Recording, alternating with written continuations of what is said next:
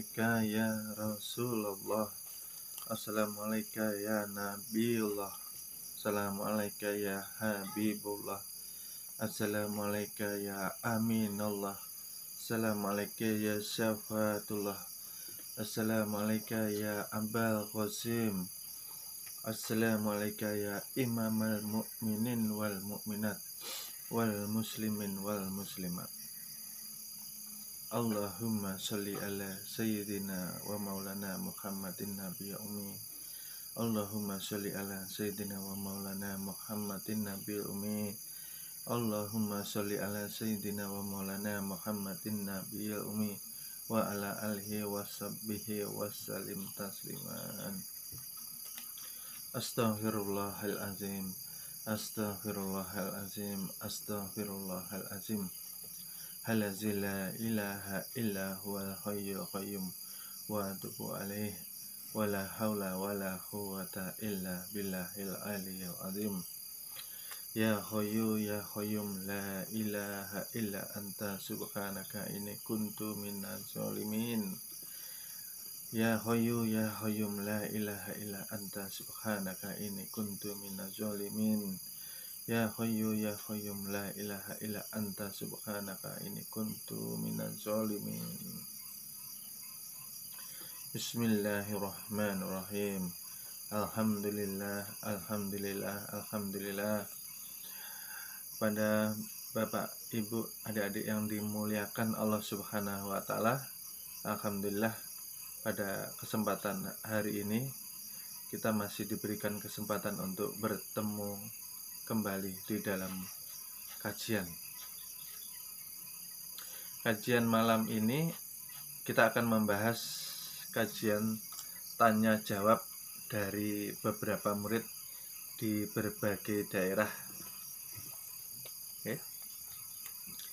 Tujuan diadakan kajian sesi tanya jawab ini, kami berharap supaya semua murid agar lebih paham di dalam mengamalkan apa yang sudah diajarkan di dalam ilmu perguruan kita yang tercinta ini.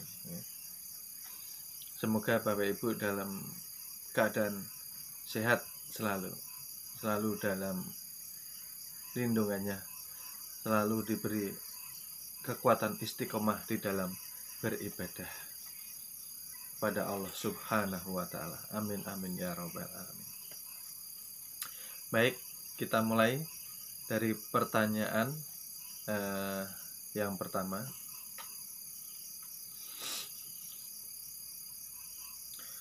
Sholat berjamaah apa sholat sendiri-sendiri itu lebih baik bagi sesama yang masih awam, ya?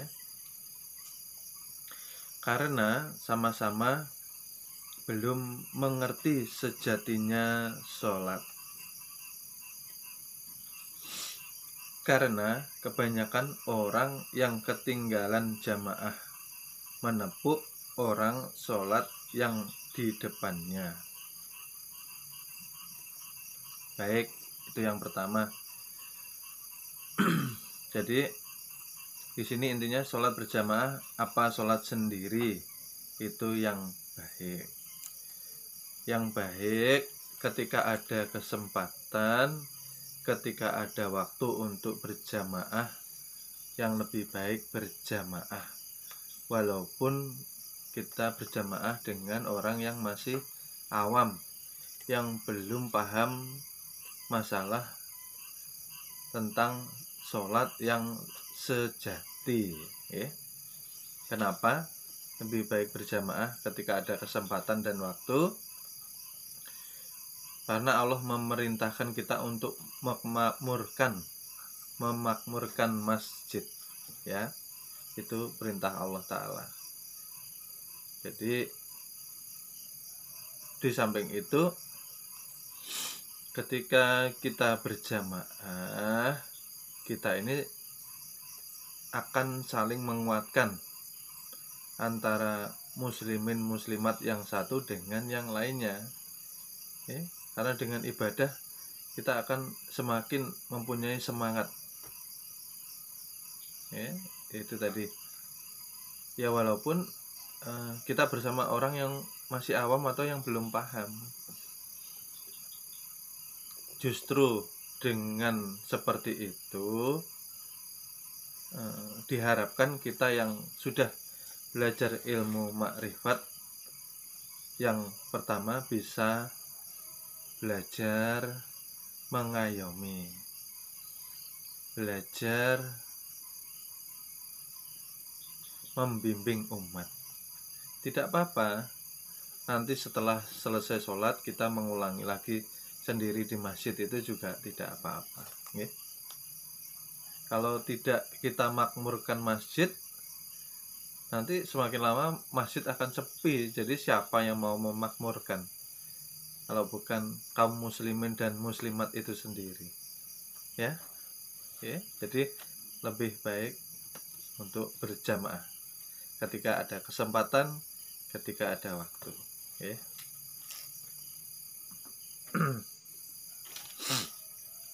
Yang kedua, mau bertanya bab sholat.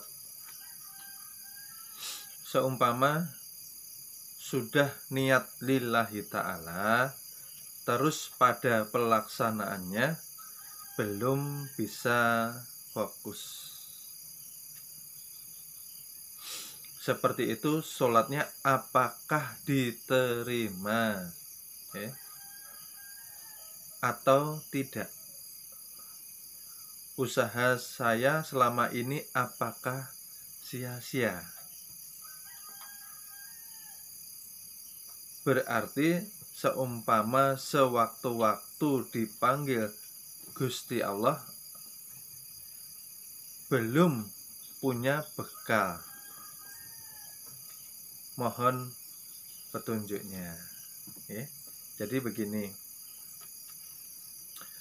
masalah sholat ini hukumnya wajib, ya.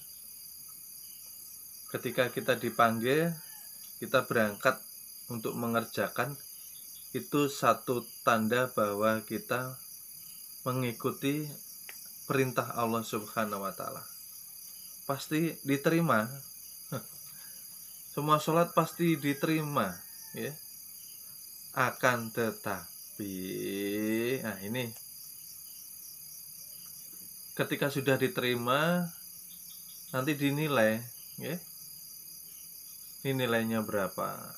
Ini nilainya berapa? Ini nilainya berapa? Ini berangkat sholat dengan terpaksa atau ikhlas. Ini berangkat sholat hanya sekedar menggugurkan kewajiban atau karena cinta atau karena rindu, ya, nilainya beda, ya. Ini berangkat sholat karena perlu atau ikhlas lillahi ta'ala, ya, seperti itu. Jadi semuanya pasti diterima, pasti diterima. Tapi penilaiannya di sisi Allah Ta'ala itu nanti yang berbeda-beda, ya. Ada yang diridhoi, ada yang dikembalikan, ya. Jadi jangan khawatir, asal kita mau berangkat untuk mengerjakan sholat pasti diterima, dan itu pasti ada nilainya. Berbeda dengan yang dipanggil tidak mau mengerjakan sama sekali, atau malah meninggalkannya, atau malah menyepelekan perintah Allah Ta'ala. Itu beda sekali, ya. Itu sudah merupakan dosa besar, ya, karena sudah akhir balik. Karena sholat ini wajib hukumnya, ya. Makanya terus perbaiki sholat 5 waktu kita, terus perbaiki sholat 5 waktu kita, terus perbaiki, ya. Karena itu kita yang memerlukan, bukan Allah Subhanahu wa Ta'ala, ya. Asal kita mengerjakan ikhlas lillahi ta'ala, berangkat penuh dengan kerinduan, berangkat penuh dengan cinta, Allah akan menilai dan menilainya yang terbaik di sisinya, ya. Jadi terus berusaha, jangan putus asa, ya. Tidak ada kata untuk terlambat ketika kita belajar memperbaiki segala sesuatu yang belum baik di dalam diri kita. Ya, seperti itu. Terus diperbaiki, ya. Pasti diterima. Pasti ada nilainya. Diperbaiki terus gitu. Oke, kita berangkat sholat lillahi ta'ala, ya, seperti itu.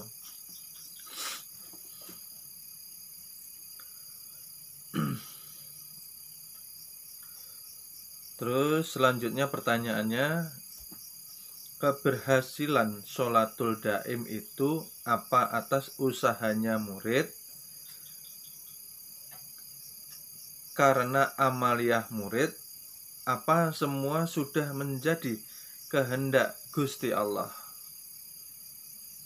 Maksud saya, ada murid yang cepat bisa, ada juga yang sudah lama tapi belum bisa. Nah, ini.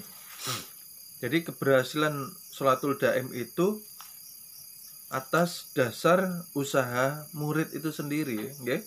Karena amaliyah murid itu dalam mencari ridhonya Allah Subhanahu wa Ta'ala. Jadi kalau murid sudah diajarkan cara mencari ridhonya Allah Ta'ala, lalu murid itu tidak mau mengerjakan, yaitu yang rugi murid itu sendiri sebetulnya. Sudah diberi kunci, tidak dipakai kunci itu, okay? Jadi sudah sering kita ungkapkan, mencari ridhonya Allah Subhanahu wa Ta'ala itu yang pertama selalu bersyukur, ya. Mensyukuri kenikmatan yang Allah berikan kepada kita. Caranya apa? Itu tadi, mengisi setiap gerak keluar masuk napas kita dengan ibadah. Itulah dikatakan dengan ibadah rohani merupakan sholatul daim. Itu yang pertama, bersyukur. Oke? Jadi bersyukur ini bukan hanya ketika kita menerima sesuatu yang bersifat material, ya. Itu kenikmatan yang luar biasa ini tadi. Adanya nafas, adanya kita. Tiada nafas, tiada kita. Ketika sudah diadakan, syukuri. Ya. Karena kebanyakan murid ini sudah diajarkan di majelis, nanti pulang ke rumah disimpan itu ilmunya di lemari, nggak dipakai. Itu yang repot. Ya. Sudah diajarkan, jalankan, nyatakan, bersyukur. Kalau kita mau bersyukur, yang pertama kita akan ditambah kenikmatan kita, rezeki kita, kesehatan kita diperbaiki, ya, mendapatkan ridhonya, ya. Yang pertama itu tadi, bersyukur. Yang kedua, banyak istighfar, ya. Minta ampun sama Allah Ta'ala, ya. Kita banyak dosa, ya, banyak khilaf. Kalau tidak mau istighfar, nggak mau mohon ampun, berarti kita melebihi batas, ya. Istighfar, banyak istighfar. Dengan istighfar Allah akan ridho juga, ya. Terus banyak menolong sesama, banyak berbuat kebaikan, ya. Seperti itu.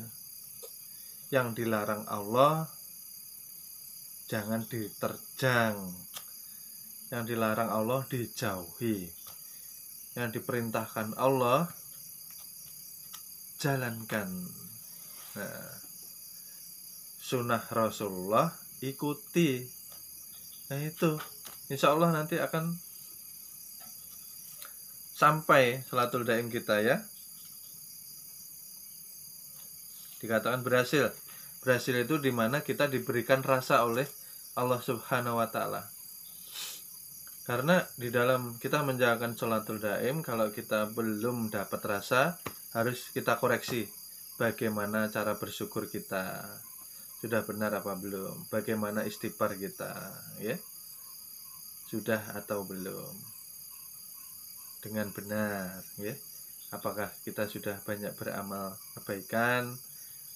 Apakah kita sudah banyak berbuat kebaikan dengan sesama? Apakah kita sudah menjauhi segala larangan Allah Subhanahu wa taala? Apakah kita sudah mengikuti semua perintah Allah Subhanahu wa taala? Dan apakah kita sudah menjalankan sunnah-sunnah Rasulullah di dalam kehidupan kita sehari-hari? Dikoreksi. Oh, saya belum dapat rasa. Berarti pasti ada yang kurang. Ya, pasti ada yang kurang, dikoreksi lagi. Kurang jernihnya hati, kurang jernihnya pikiran, kurang jernihnya angan-angan kita. Kita berangkat dengan sholatul daim dengan pamrih, agar bisa begini, agar bisa begitu, ya. Agar bisa begini, agar bisa begitu. Jangan. Sholatul daim ini suci, ya. Rasa itu suci sekali. Makanya belum akan diberikan rasa kesucian sebelum kita menuju ke dalam kesucian itu sendiri. Maka bersihkan semua kotoran yang ada di dalam hati kita. Nggih, mudah kok. Kalau kita mau mengikuti anjuran dari pembimbing kita di perguruan, mudah. Tapi yang membuat sulit biasanya murid itu sendiri. Disuruh membersihkan hatinya, disuruh membersihkan pikirannya, disuruh membersihkan angan-angannya, disuruh membersihkan ucapannya. Jangan sampai menyakiti hati orang. Susah, ya. Kalau sekiranya kita berbicara ini nantinya menyakiti orang, lebih baik diam, lebih baik berzikrullah, mengingat Allah, istighfar, mohon ampun, ya. Itu lebih baik daripada kita mengucap tapi menyakiti, ya. Jadi itu. Jadi dari pagi bangun tidur, cari ridhonya Allah Subhanahu wa taala sebanyak mungkin, agar nanti malamnya kita ibadah sholatul daim diberikan rasa, ya. Belajar murid yang lama dengan yang baru sama aja, ya. Siapa yang rajin belajar, siapa yang rajin mengikuti apa anjuran-anjuran dan arahan pembimbingnya, insya Allah akan cepat perjalanannya, ya. Seperti itu. Jadi ini tergantung usaha murid itu sendiri, ya. Seperti itu.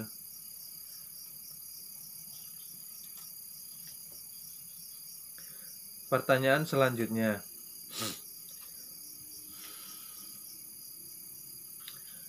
Bagaimana ya caranya kita menjalankan ibadah sholat subuh tepat waktu? Apalagi saya akhir-akhir ini sering telat sholatnya. Nah, ya. Jadi tip dan triksnya,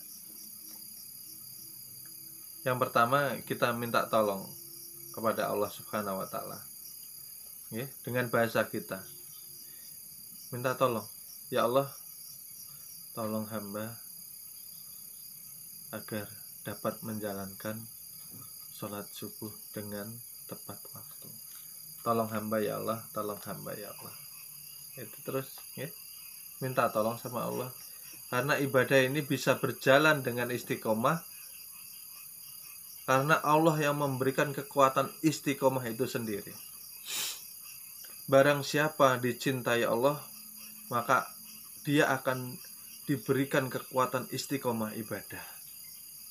Barang siapa dicintai Allah, maka dia akan selalu dibantu untuk bangkit kembali, untuk bangkit berhijrah kepada cahaya yang lebih terang lagi, ya. Itu yang dicintai Allah Subhanahu wa ta'ala ya. Minta tolong ya. Itu yang pertama sama Allah. Karena kita ini la haula wala quwata illa billah. Ya. Terus yang kedua diatur jadwal istirahatnya ya. Jangan bergadang terlalu malam ya. Diatur waktunya bagaimana kita bisa bangun sepertiga malam ya. Setelah itu bagaimana kita bisa sholat subuh. Kalau takut terlewat, sedikit lagi, sebentar lagi menjelang sholat subuh, pertahankan. Sayang ya. Karena sholat itu luar biasa ya, seperti itu. Perbaiki lagi amal ibadahnya. Pertanyaan selanjutnya ya, dari Bapak Ibu dan adik-adik yang dimuliakan Allah Subhanahu wa ta'ala. Mau tanya guru, untuk sholatul daim pelaksanaannya waktunya setelah apa ya? Mohon petunjuknya. Nah, yang belum paham, sholatul daim ini dijalankan setelah selesai sholat 5 waktu ya. Seandainya selesai sholat isya ya, membaca zikir, membaca wirid, baca sholawat, selesai. Nah, baru kita sholat daim ya. Kapan aja, yang penting setelah sholat 5 waktu. Karena sholatul daim ini menyempurnakan sholat 5 waktu. Bukan berarti 5 waktu tidak sempurna ya. 5 waktu sempurna secara syariat ya. Tapi secara hakikat kita belum ibadah. Karena syariat itu sholatnya badan jasmani ya. Maka kita diperintahkan untuk sholat itu jasmani dan rohani kita. Makanya setelah kita lengkap sholat secara zahir, kita lengkapi lagi secara batiniyah, secara rohaniyah, ibadah Nur Muhammad batin kita dijalankan. Makanya diajarkan sholatul daim ya. Ketika setelah selesai engkau sholat, maka ingatlah kepadaku ketika duduk, okay, ketika berdiri dan ketika berjalan. Itulah sholatul daim. Okay. Paham ya, Bapak Ibu adik-adik yang dimuliakan Allah Subhanahu wa ta'ala? Insyaallah, insyaallah. Ada lagi nih pertanyaan. Apakah perlu berpantangan makanan di dalam menjalankan puasanya ilmu di dalam perguruan? Contohnya seperti tidak memakan makanan yang bernyawa atau tidak memakan makanan yang berdaging. Nah, ini mohon penjelasannya. Jadi di dalam perguruan kita, puasanya ilmu ialah menahan segala sesuatu yang sifatnya tidak baik, menahan segala sesuatu yang sifatnya merusak, menahan segala sesuatu yang sifatnya liar dan tidak terkendali. Ya. Jadi puasa kita ini bukan puasa yang menjauhi berpantangan makanan, bukan ya. Jadi murid bukan diajarkan untuk tidak boleh makan daging, tidak boleh makan ayam, tidak boleh makan telur, seperti orang Buddha ya. Mereka vegetarian, memakan makanan yang berasal dari tumbuh-tumbuhan saja ya. Tidak, ya. Kita ini agama Islam ini ajarannya disempurnakan.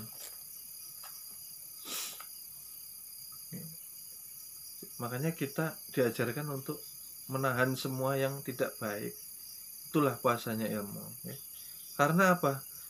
Percuma kita berpantangan makan makanan, ya, akan tetapi tabiat kita, sifat kita tidak kita rubah, sama aja, ya.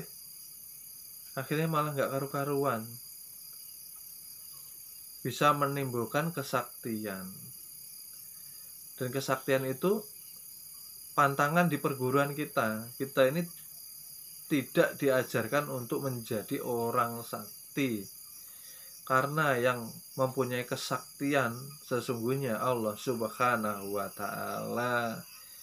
Allah lah yang maha sakti. Kita manusia ini tidak ada apa-apanya. Kita ini belajar di perguruan Ma'rifatullah, diajarkan bagaimana kita bisa kembali duduk di makom kehambaan. Kalau mau sakti berarti mau ingin menjadi seperti Tuhan, ya. Itu tidak benar, tidak pas seperti itu. Bukan tujuan kita, ya. Makanya ketika kita makan ada lafaznya, ya. Ketika kita mau makan, setelah baca doa makan, ya. Setelah baca doa makan, di dalam hati kita niatkan untuk memasukkan rahmat nikmat Allah Subhanahu wa Ta'ala. Nah, jadi yang kita masukkan akhirnya nanti menjadi Nur Muhammad lagi. Dari Nur Muhammad kembali ke Nur Muhammad.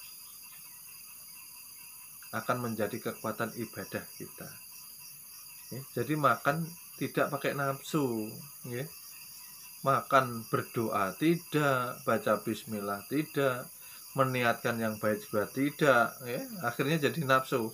Banyak makan akhirnya menimbulkan bahan bakar untuk nafsu berbuat liar. Itu kalau asal-asal makan, ya. Makan tuh sudah diajarkan di agama Islam, di agama kita doanya makan, ya. Baca bismillah juga. Di perguruan ditambahi, diniatkan. Yang dimasukkan apa? Yang dimasukkan rahmat nikmatnya Allah Subhanahu wa Ta'ala. Maka syukuri. Saya makan bersyukur, makan bersyukur, ya. Jadi jangan dilihat makanannya. Ketika makanannya enak, nambah terus. Ketika makanannya tidak enak, tidak mau nambah. Itu nafsu namanya, ya.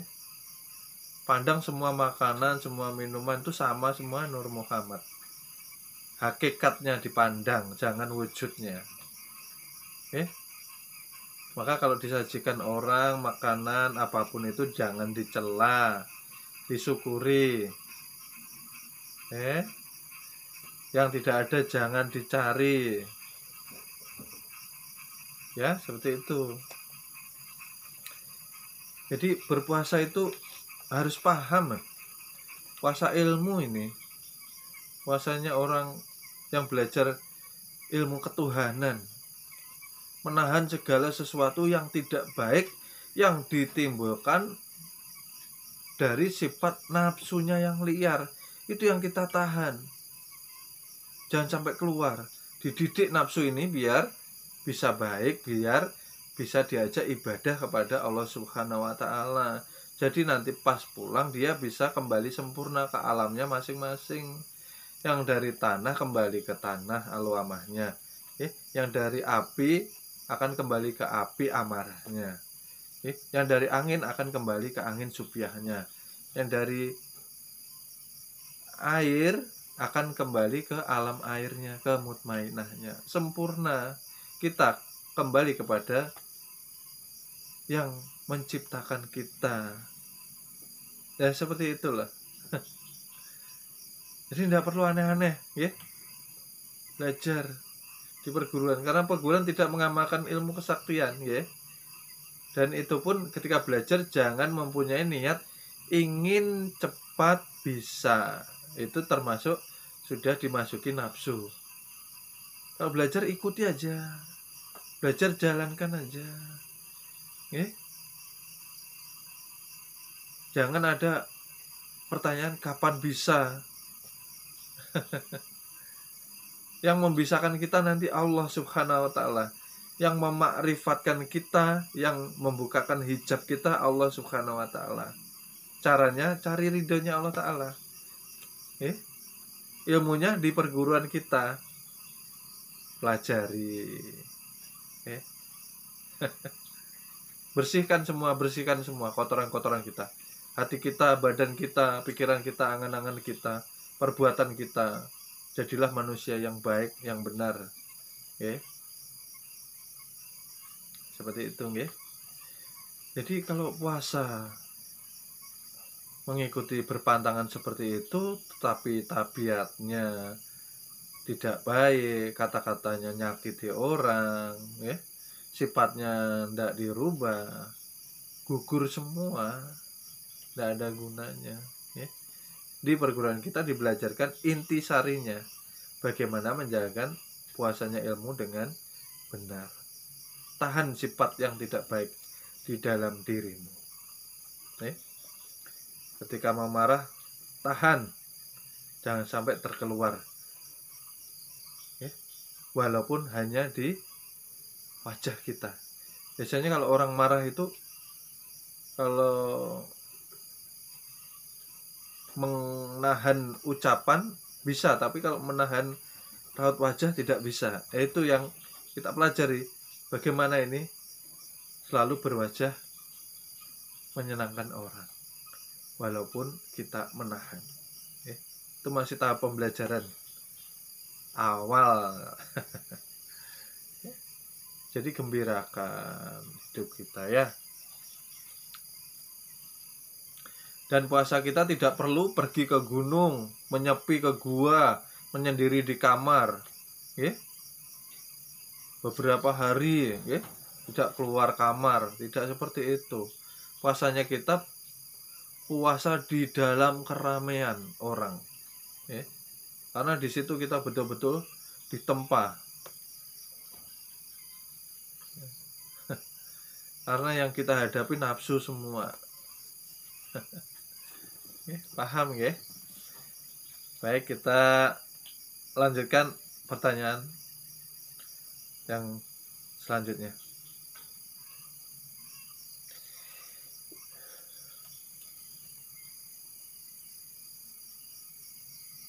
Bagaimana ketika menghadapi gangguan atau ketika diteror hantu atau makhluk gaib ini, ya, maksudnya. Jadi ada kejadian seorang ibu di rumah sendirian, ya, di sini.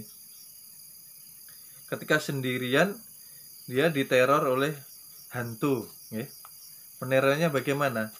Pintunya diketuk-ketuk, diketuk pintunya, tok tok tok, sambil dipanggil namanya, Fulan bin Fulan, Fulan bin Fulan, tok tok tok tok, seperti itu. Jadi bagaimana cara menghadapinya? Nah, di sini perlu kami mengingatkan lagi.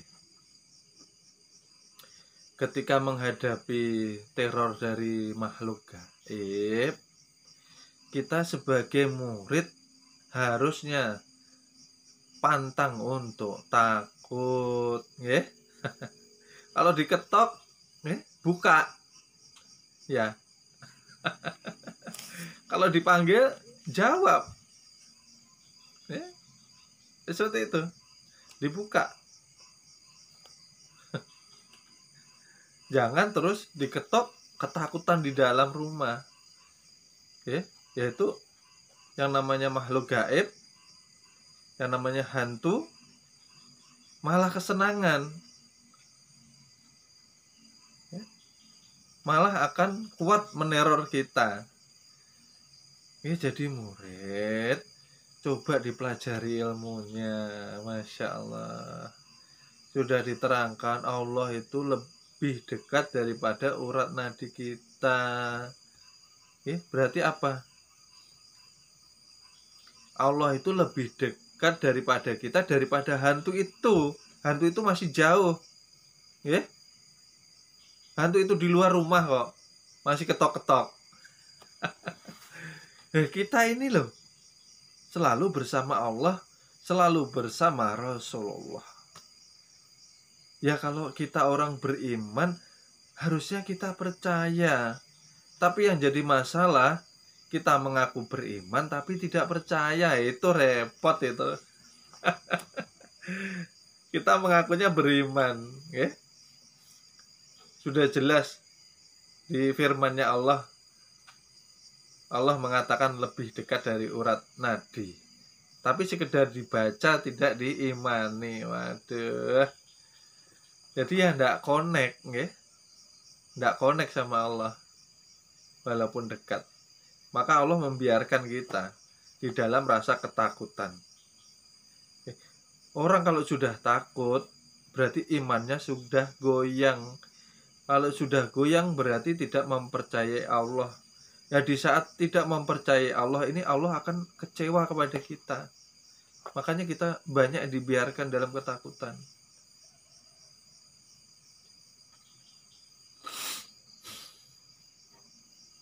Allah sudah menyatakan ini loh.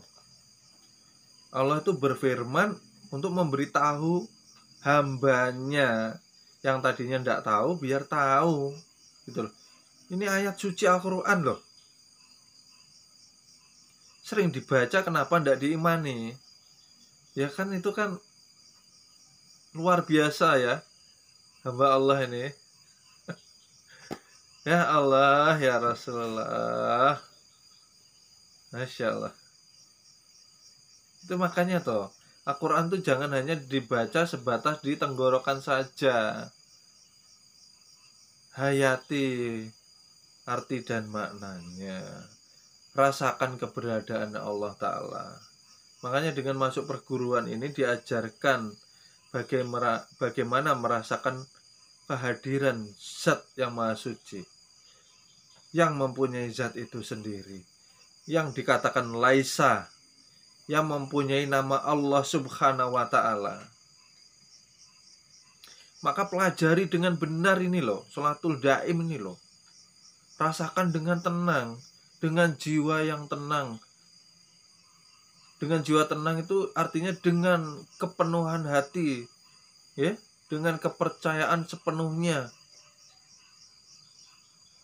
Rasakan. Orang itu kalau ibadah dengan rasa yang tenang, yang yakin, yang mantap kepercayaannya sama Allah, maka akan timbul kenikmatan ibadah. Ya toh. Kalau kita sholatul daim, di dalam mengerjakannya kita tidak ada rasa ketenangan, keyakinan, kemantapan kepada Allah, ya tidak connect, tidak nyambung dengan yang maha suci. Kita itu disuruh untuk berserah diri loh. Perguruan ini kan mengajarkan berserah diri kepada Allah Subhanahu wa Ta'ala. Caranya ikuti caranya yang diajarkan Rasulullah. Itu loh. Ya kenapa kita tidak mengikuti yang diajarkan Rasulullah? Kenapa kita tidak yakin kepada Allah? Itu yang jadi masalah. Perguruan ini mengajarkan ilmu yang luar biasa. Perguruan ini ilmunya para kekasih Allah Ta'ala, ilmunya para waliullah.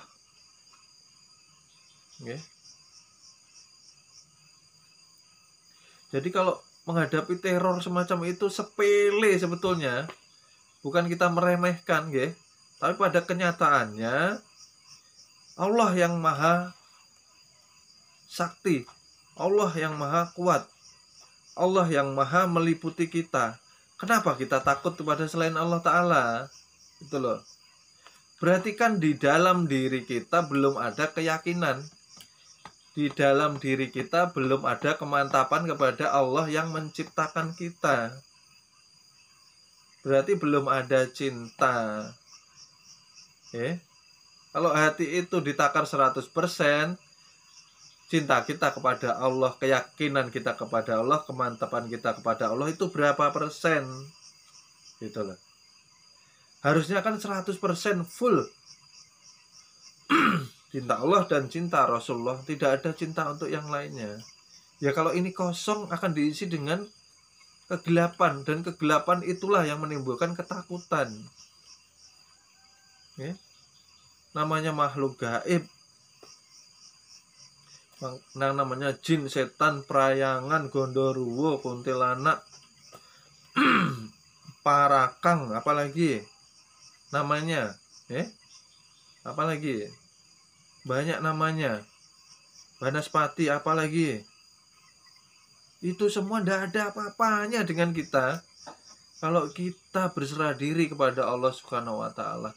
Kalau kita yakin kepada Allah Subhanahu wa Ta'ala, kalau yakin kita selalu diliputi Allah Subhanahu wa Ta'ala, nggak usah takut barang-barang seperti itu, sepele. Paham nggih? Nggak usah bingung. Makanya caranya apa? Penuhi hati kita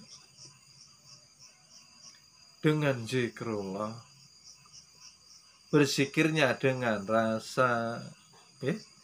Ketika bibir kita mengucapkan Allah, kita harus yakin Allah meliputi kita. Ketika lisan kita mengucapkan Allah, kita harus yakin Allah lebih dekat dari urat nadi kita. Itu loh. Nyatanya apa? Mau dinyatakan? Nyatanya Allah lebih dekat dari urat nadi kita. Di nafas kita masing-masing. Manusia itu di dalamnya berongga. Kalau urat nadi itu masih menempel, di rongga itulah napas bergerak. Dan napas itu merupakan zatullah, daya hidup dari Allah. Dan zat yang mempunyai zat ini tidak terpisah. Saya ulang lagi. Yang mempunyai zat dengan zatnya ini tidak terpisah, selalu bersama. Ini satu contoh agar memudahkan paham. Bapak, Ibu, dan adik-adik yang dimuliakan tahu yang namanya matahari. Tahu ya? Matahari itu pernah terpisah dengan cahayanya apa enggak? Pasti tidak pernah. Bapak, Ibu bisa melihat matahari itu? Pasti tidak bisa. Kenapa? Karena saking terangnya cahaya itu.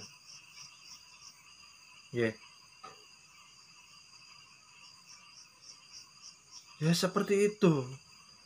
Saking jernihnya nafas, hampir-hampir dikatakan laisa nafas itu. Tapi belum laisa karena masih bisa dirasakan. Bisa dirasakan dengan hembusannya. Kalau tangan kita dekatkan dengan hidung, terasa dia. Hampir-hampir. Nah, ini yang mempunyai daya hidup itu sendiri, yang maha laisa. Berarti ya sangat dekat dengan kita. Itu nyatanya. Maka yakini.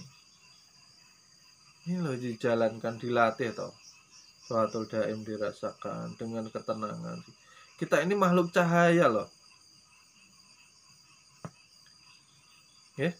Di dalam kita ini ada nur Nabi kita, junjungan Nabi besar, Baginda Muhammad Rasulullah Shallallahu Alaihi Wasallam. Ada cahaya suci. Namanya makhluk halus itu akan takut kepada orang yang sudah paham dan mengenal jati dirinya sendiri dengan sempurna. Ya. Jadi jangan takut ya Bapak Ibu, adik-adik yang dimuliakan Allah Subhanahu wa taala. Apapun bentuknya, bagaimanapun sebutannya, makhluk itu tetap kita berada di atasnya ketika kita sudah terhubung dengan Allah Subhanahu wa taala. Ketika badan kita sudah bercahaya, ya, ketika kita sudah dicintai junjungan Nabi besar kita, Nabi Muhammad Sallallahu Alaihi Wasallam. Tidak perlu takut. Ilmu-ilmu gelap, santet, teluh, ya, sihir. Murid diajarkan harus mempunyai sifat kesatria. Tidak perlu takut dengan orang-orang yang punya ilmu seperti itu. Asal kita berada di jalan yang benar, ya, seperti yang diajarkan di dalam perguruan, kita mengamalkan segala bimbingan di perguruan, insya Allah Allah yang melindungi kita. Karena cukup Allah yang menjadi benteng terkuat di dalam kehidupan kita. Maka bergantunglah kepada Allah dengan sesungguhnya. Ya. Seperti itu loh. Masa kurang percaya tak? Ya Allah. Sudah saya katakan, yang dinamakan jin, setan, perayangan, kuntilanak, gondoruwo, dan apapun namanya itu, parakang, apa ya namanya, macam-macam, itu makhluk biasa seperti kita, cuman digaibkan oleh Allah. Makanya dinamakan makhluk gaib. Bukan mereka yang punya kegaiban, bukan. Allah sendiri yang maha gaib. Mereka masih bisa dilihat ketika hati kita sudah dipenuhi dengan cahaya nur Nabi kita, Nabi Muhammad Sallallahu Alaihi Wasallam. Ketika sudah penuh dengan cahaya nur Nabi kita, mereka terlihat semua. Tidak ada yang terhijab di mata kita. Itulah menandakan mereka seperti kita, cuman digaibkan. Nah, berarti siapa yang maha gaib? Allah. Maha sakti? Allah. Yang berkuasa siapa? Allah. Makanya kuatkan hati kita semua. Tidak perlu mulai sekarang takut-takut seperti itu. Tidak perlu. Ya. Singkirkan rasa takut itu semua. Yang kita takuti hanyalah Allah Subhanahu wa taala. Ya. Paham ya? Tuh.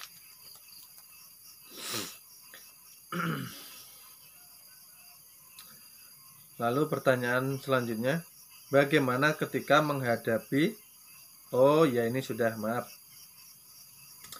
Yang selanjutnya, bagaimana caranya agar saya bisa hadir di suatu tempat secara nur Muhammad batin. Mungkin ini di dalam keadaan darurat ya. Jadi begini, Bapak Ibu, adik-adik yang dimuliakan Allah Subhanahu wa taala. Perguruan kita ini tidak mengajarkan ilmu kesaktian. Perguruan kita ini tidak mengajarkan ilmu meraga sukma. Yang kita bisa berpindah dari satu tempat ke tempat yang lainnya, walaupun secara rohani. Itu berarti kan kehendak kita. Namanya kehendak itu berarti nafsu. Nafsu itu bisa terwujud dengan satu ilmu yang merupakan ilmu dari kesaktian, dari amalan-amalan tertentu. Jadi jawabannya tidak bisa.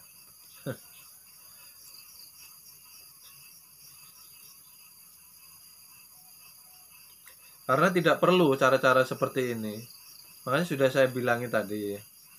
Kalau kita mengamalkan dengan baik, dengan benar, kita menjadi manusia yang benar, duduk di makom kehambaan yang benar, menjalankan ilmu perguruan dengan benar, tidak perlu takut masalah seperti itu. Apalagi masalah-masalah yang berbau gaib, berbau mistis. Bukan kita ini mengajarkan sombong, bukan, ya. Tapi terapkan ilmu kita, nyatakan bahwa kita di sini di perguruan dididik untuk menjadi murid yang bersifat kesatria. Tidak perlu takut masalah-masalah seperti itu.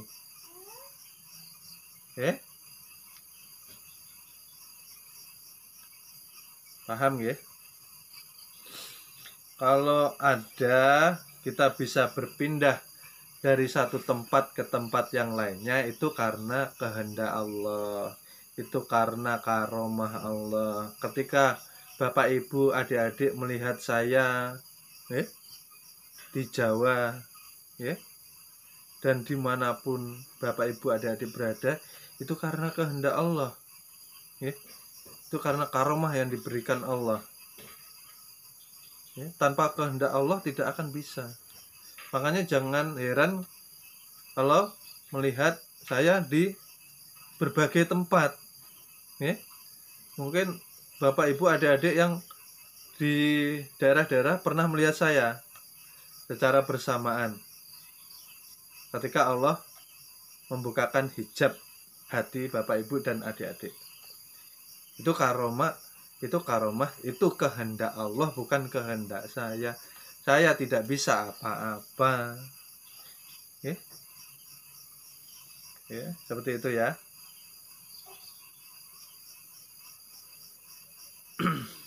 Dan yang terakhir, saya mohon diterangkan tentang beratnya tanggung jawab seorang pembimbing nanti di sana, maksudnya di akhirat ini mungkin ya, untuk menanggung semua murid-muridnya. Jadi masalah tanggung jawab ini ya memang berat. Seorang pembimbing atau seorang guru ini kan tugasnya tidak main-main ya. Karena kami mengajar di sini juga tidak main-main. Kami mengajar dengan sungguh-sungguh, dengan kepenuhan hati. Kami mengajarkan dengan penuh resiko. Bahkan kami mengajar pun terkadang tidak disadari murid. Kami banyak mendapatkan rintangan-rintangan dari orang-orang yang tidak menyenangi agama Allah Ta'ala ini ditegakkan di muka bumi ini. Tak jarang kami selalu mengcover, melindungi murid semaksimal mungkin agar terus dapat belajar di dalam perguruan ini di dunia. Bahkan nyawa kami pun kami pertaruhkan demi murid-murid. Jadi ya kami harap murid-murid belajar dengan sungguh-sungguh, karena kami ikhlas lillahi ta'ala, tidak mengharap apapun dari Bapak Ibu dan adik-adik yang dimuliakan Allah Subhanahu wa ta'ala.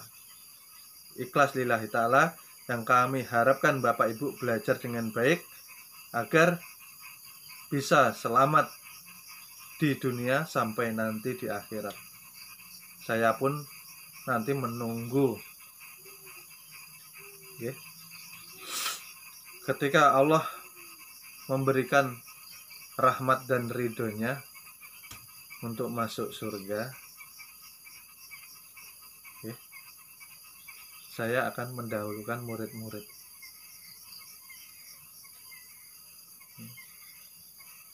Dan saya akan mencari murid-murid yang belum masuk ke dalam surga.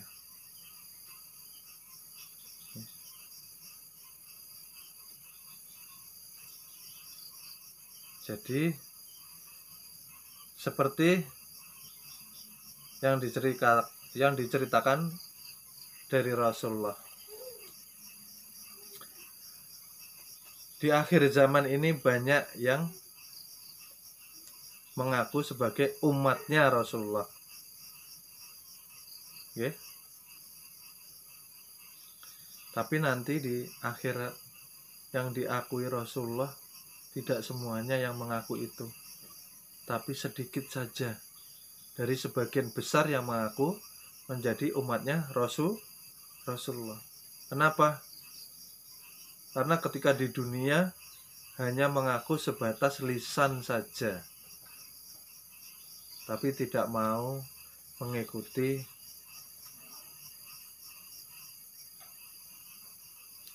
nasihat dan sunnah-sunnah junjungan Nabi besar kita, Nabi Muhammad SAW.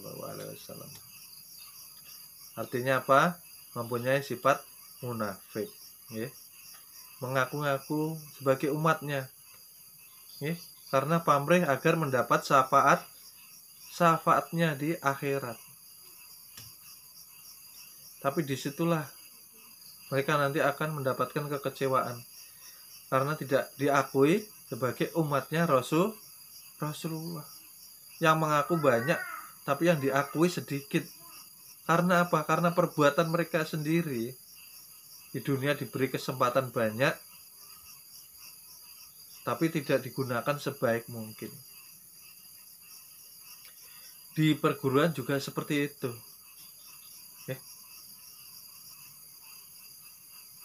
Yang mengaku menjadi murid banyak, tapi yang mengerjakan dengan benar, yang mengerjakan dengan betul, yang mengerjakan dengan sepenuh hati, ya mungkin bisa dihitung.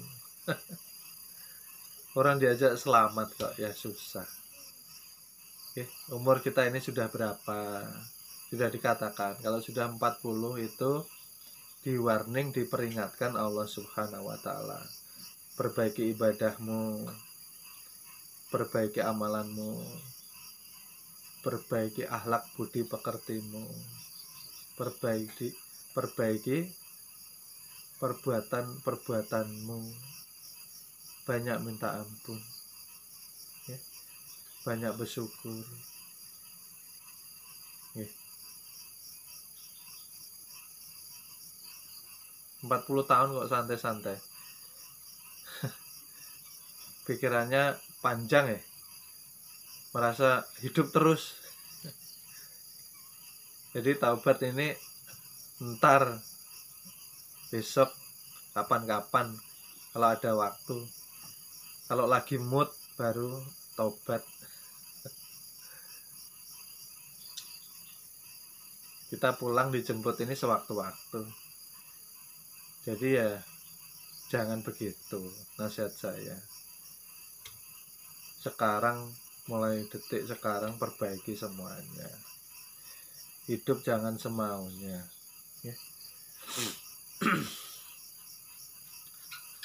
Kita dari ndak ada diadakan kok nggak ada bersyukurnya, kan ya keterlaluan sebagai manusia, ya.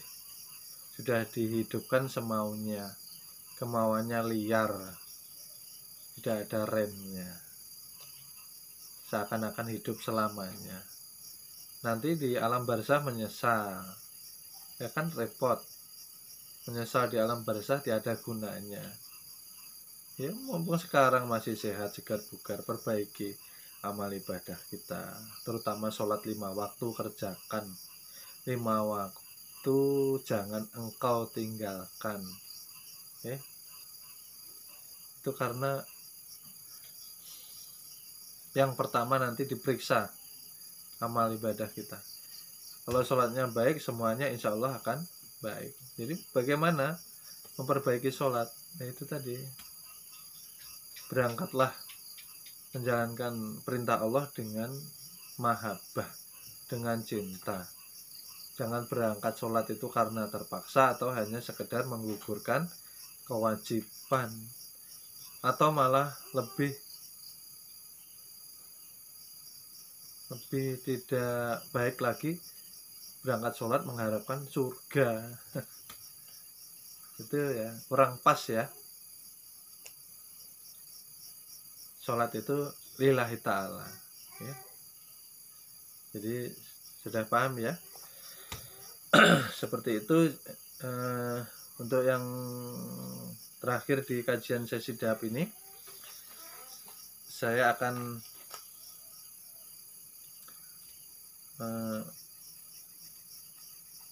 membuka sedikit masalah rahasia sholawat ya.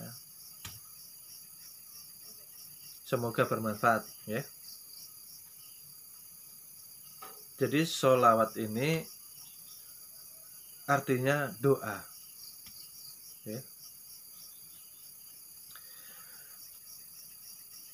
Kita diperintahkan oleh Allah Subhanahu wa Ta'ala untuk bersolawat kepada junjungan Nabi besar, Nabi kita, Nabi Muhammad Sallallahu Alaihi Wasallam. Kita disuruh nih, dan yang disuruh itu yang merasa. Kalau yang tidak merasa, repot. Allah sampai menyuruh berarti kan junjungan Nabi besar kita bukan manusia biasa. Nabi besar kita ini orang yang paling mulia di antara manusia yang ada, merupakan kekasih Allah Ta'ala. Sampai Nabi Musa pun ingin menjadi umat beliau. Nabi ini karena tahu kelebihan-kelebihan beliau, karena tahu beliau merupakan kekasih Allah Ta'ala. Berabad-abad sebelum junjungan Nabi besar kita lahir, Allah sudah mengabarkan. Lah kita sebagai umatnya yang terpilih disuruh bersolawat.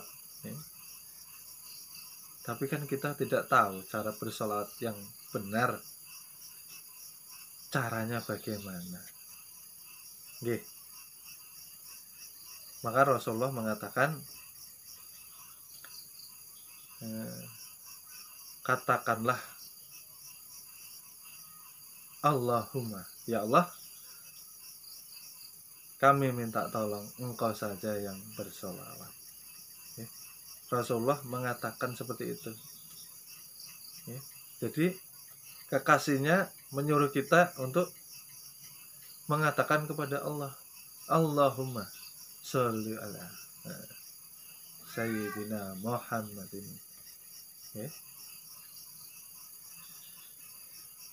Jadi yang sebenarnya sholawat bukan kita. Kita minta tolong kepada Allah, karena Allah yang lebih tahu cara bersolawat kepada kekasihnya. Kita ini hanyalah umat. Jadi paham ya, yang sebenarnya sholawat ialah Allah Subhanahu wa Ta'ala. Kita hanya minta tolong Allahumma. Jadi ketika kita sudah minta tolong kepada Allah, maka Allah akan bersolawat kepada kekasihnya. Ketika Allah sudah bersolawat ke kekasihnya, maka junjungan Nabi besar kita akan mendoakan kita. Dan Allah pun akan bersolawat 10 kali kepada kita. Dan itu luar biasa faedahnya. Satu solawat dari yang menciptakan kita sendiri akan menyelesaikan masalah kita semuanya. Makanya ketika kita mengatakan Allahumma sholli, jangan ada yang namanya keinginan pamrih. Saya mengucapkan sholawat seperti ini, yang anggapan kita tadi, kita yang bersolawat agar mendapatkan faedah, agar mendapatkan khasiat, nanti bisa begini, nanti bisa menyelesaikan seperti ini ya. Tidak baik seperti itu. Tidak sopan. kita bersolawat itu bersolawat aja, tanda bersyukur kita kepada Rasulullah, junjungan Nabi besar kita. Karena tanpa Rasulullah kita ini tidak ada. Tanpa Rasulullah kita tidak terwujud. Adanya wujud kita karena diciptakan kekasihnya Allah Subhanahu wa ta'ala. Kalau kita mengucapkan sholawat itu sudah sewajarnya. Kita mengucapkan Allahumma, minta tolong kepada Allah agar Allah bersolawat kepada kekasihnya, ya maka selesai hidup kita, selesai permasalahan di dalam kehidupan kita, maksudnya seperti itu. Ini sedikit rahasia sholawat saya buka. Jadi yang sesungguhnya sholawat ialah Allah. Kita hanya minta tolong untuk bersolawat. Kita minta tolong kepada Allah untuk bersolawat. Kita berdoa karena kita cinta, karena kita berterima kasih kepada junjungan Nabi besar kita. Tanpa junjungan Nabi besar kita tidak ada cerita. Kita tidak terwujud seperti saat sekarang ini. Kita tidak bisa merasa kenikmatan yang selama ini kita rasakan. Maka ya bersyukurlah. Seperti itu. Cintai Rasulullah. Nabi Musa aja yang jadi nabi, rela meninggalkan kenabiannya untuk menjadi umat Rasulullah kok. Masa kita sudah dijadikan umatnya tidak ada terima kasihnya? Kan repot ini. Orang-orang akhir zaman nih yang diidolakan bukan junjungan Nabi besarnya, malah sebatas yang masih hamba-hamba saja. Diidolakan kok. Selain junjungan Nabi besar, kan lucu. Harusnya kita umat ini bangga punya Nabi yang paling mulia, Nabi penyempurna segala Nabi dan Rasul, penutup akhir zaman. Tunjukkan toh kita umatnya. Jangan hidup semaunya. Hidup kok tidak berubah. Hidup ini pilihan. Kalau tidak kita yang merubah, siapa? Mau selamat kah? Mau mampir? Itu kan tergantung kita, pilihan kita. Perguruan sudah mengajarkan yang benar ini loh. Coba ya diikuti. Kita ini mengajarkan dengan sungguh-sungguh. Kita mengajarkan dengan sepenuh hati, berkorban demi semua murid, demi keberhasilannya. Yo mari semangat. Bagaimana Bapak Ibu adik-adik yang dimuliakan Allah Subhanahu wa taala? Insyaallah difahamkan ya oleh Allah Subhanahu wa taala. Saya cukupi sekian kajian malam ini, sesi tanya jawab. Terima kasih sudah setia di perguruan. Mohon maaf apabila ada salah kata, salah ucap, kekhilafan kami dalam menyampaikan amanah ilmu ini.